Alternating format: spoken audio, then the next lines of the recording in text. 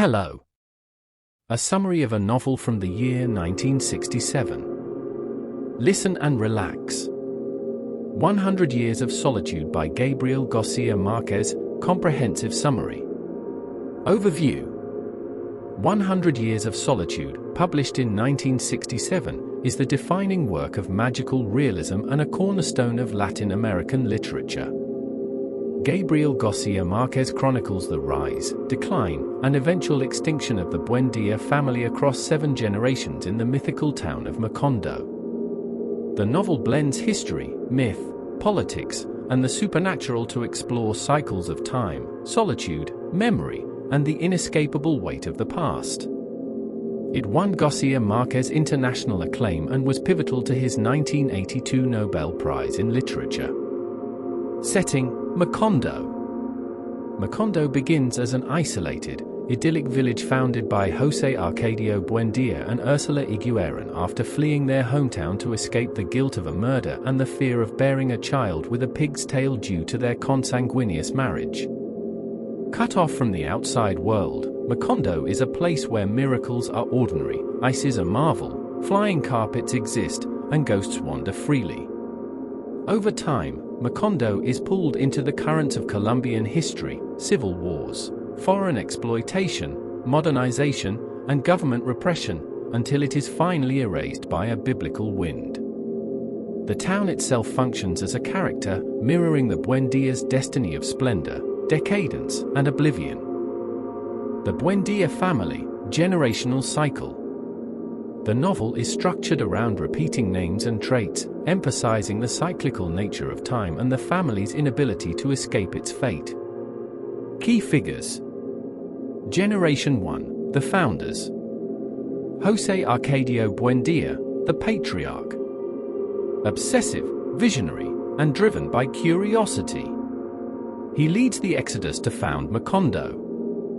His obsessions shift from magnets to alchemy to mechanical inventions. He befriends the gypsy Milkweeds, who introduces Macondo to new technologies. José Arcadio Buendía eventually goes mad, believing time has stopped, and dies tied to a chestnut tree, still dreaming of a city of mirrors. Ursula Igueron, the matriarch and moral center. Pragmatic, industrious, and fiercely protective. She lives over 115 years, holding the family together through wars, deaths, and scandals. Her greatest fear is the family curse, incest producing a child with a pig's tail. She expands the Buendía house as the family grows and becomes nearly blind in old age, yet remains the only one who sees the family's repetition clearly. Generation 2, the diverging sons. José Arcadio, the firstborn. Massive, impulsive, and hypersexual. He runs away with the gypsies, returns years later covered in tattoos and speaking multiple languages, marries his adoptive sister Rebecca, and is mysteriously shot. He represents raw physicality and instinct. Colonel Aureliano Buendía, the second son. Introspective, solitary, and prophetic from birth, he cried in his mother's womb and was born with eyes open. He becomes an alchemist, then the leader of the liberal rebels in Colombia's civil wars. He fathers 17 sons with 17 different women during the war, all named Aureliano and all later assassinated. He wages 32 wars, loses them all, and retires to Macondo to make tiny gold fishes, melting and remaking them in endless repetition. He dies alone under the chestnut tree. He embodies solitude and the futility of power. Amaranta, the daughter. Lives consumed by bitterness and guilt after rejecting Pietro Crespi's love, leading to his suicide. She spends her life weaving and unweaving her funeral shroud. She raises Aureliano José and becomes obsessed with him. Dies a virgin, still full of rancour. She represents frustrated love and emotional stagnation. Rebecca, adopted daughter who arrives carrying her parents' bones and a habit of eating dirt and plaster.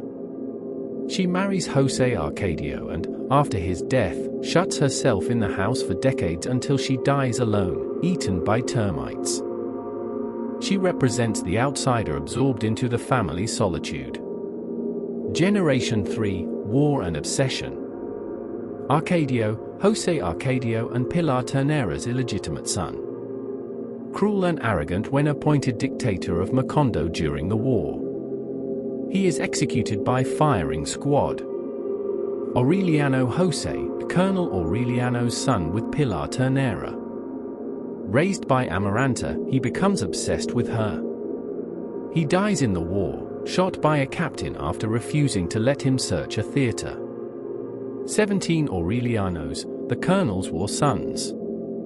All are ash-crossed on the forehead by Father Nicanor.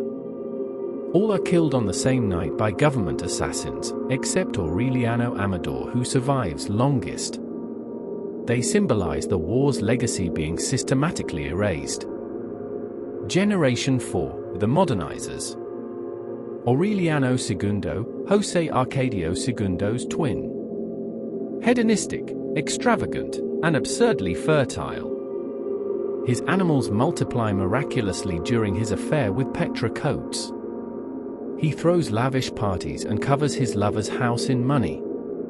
In later life he dedicates himself to deciphering Melquid's manuscripts. He dies at the same moment as his twin. José Arcadio II, Aureliano II's twin, becomes a foreman for the American Banana Company. He witnesses the Banana Massacre, where 3,000 striking workers are killed by the army and thrown into the sea. He's the only survivor. No one believes him, and official history erases the event.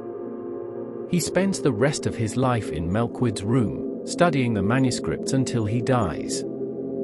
He represents historical memory versus official amnesia. Remedios the beauty, daughter of Arcadio and Santa Sofia de la Piedad. So beautiful that men die for her. She is completely innocent, lacks all social conventions, and walks around naked. She ascends to heaven body and soul while folding a sheet, the purest expression of magical realism. She embodies innocence untouched by the family's curse. Generation 5, Decline. José Arcadio, son of Aureliano II and Fernanda del Carpio. Sent to Rome to become pope, returns corrupt and decadent. He is drowned in the bathtub by children who rob him. Renata Remedios Meme, daughter of Aureliano II and Fernanda, falls in love with Mauricio Babylonia, a mechanic followed by yellow butterflies. Fernanda has Mauricio shot for allegedly stealing chickens, paralyzing him.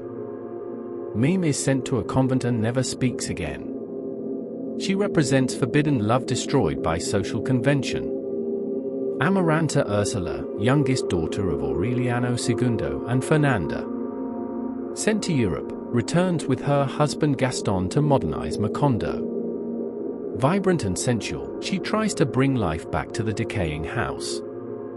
Generation 6, the last Buendias. Aureliano Babylonia, Meme's illegitimate son with Mauricio Babylonia. Hidden in the house his whole life. Raised by Fernanda as a foundling. He is the scholar who finally deciphers Melquid's Sanskrit manuscripts. Bookish, solitary, and the last of the Aurelianos. He falls in love with his aunt. Aureliano, the final child, born to Aureliano Babylonia and Amaranta Ursula. He is born with a pig's tail, fulfilling Ursula's century-old prophecy. He is eaten by ants after Amaranta Ursula dies in childbirth. Major themes. 1. Solitude. Every Buendia is marked by a profound, inescapable solitude. Colonel Aureliano's war, José Arcadio Buendia's madness, Amaranta's bitterness, and Rebecca's seclusion all manifest it differently. García Márquez suggests solitude is both inherited and chosen, a failure to love that dooms the family. The novel's last line declares that races condemned to 100 years of solitude do not have a second opportunity on Earth. 2. Cyclical time and repetition. Names repeat, as do traits and fates. Wars recur, inventions are forgotten and rediscovered, and the same mistakes are made across generations. José Arcadio Buendia's room where time stalls, and the manuscripts that predict the future but can only be read at the end, reinforce that Macondo exists outside linear time. History is not progress but a loop. 3. Memory and history. The Banana Company massacre is the clearest example. The government rewrites history, insisting there were no dead. José Arcadio II is gaslit by the entire town. Melquid's manuscripts contain the family's true history, but they can only be understood when it's too late to change. The novel asks who controls memory, and what happens when a people forget. 4. Magical realism. The supernatural is treated as mundane, levitation, ghosts, for years of rain, plagues of insomnia that cause memory loss, a priest who levitates after drinking chocolate. Magic is not questioned, it coexists with civil war and corporate exploitation. This technique captures Latin America's collision of myth, history, and modernity. 5. Incest and destiny. Ursula's fear of a pigtailed child drives the plot. Incest is both literal and metaphorical. The family turns inward, refusing new blood, and is therefore sterile. Aureliano Babylonia and Amaranta Ursula's love is passionate but doomed because it closes the circle. Their child's death ends the line, as Melquid's predicted. 6. Political commentary. The novel allegorizes Colombian history, liberal versus conservative civil wars, neo-colonial exploitation by the United Fruit Company, and state violence against workers. Macondo's journey from utopia to exploited company town to ruin mirrors Latin America's 20th century. Key plot events. Founding and early Macondo, José Arcadio Buendia and Ursula found Macondo. Gypsies visit yearly, bringing inventions. Melquid dies but returns as a ghost because he could not bear solitude. Civil War, Colonel Aureliano Buendia joins the liberal rebellion, rising to revolutionary leader.